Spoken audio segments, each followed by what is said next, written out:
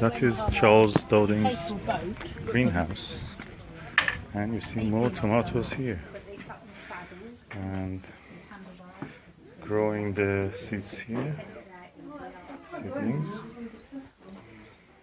and they're getting ready for. Yes. Oh, look at the aubergines! I like that.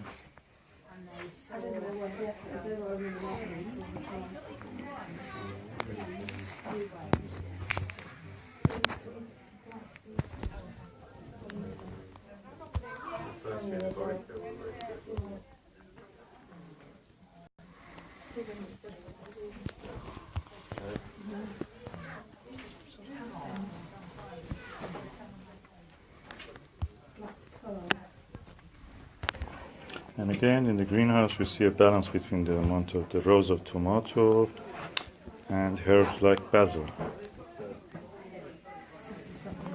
And one row also of aubergine. This is the tallest aubergines I've seen so far. It looks like a commercial. Aubergine growers. And at the end, you see some peppers. And a big cucumber, but I don't think they're tasty. They look very tough.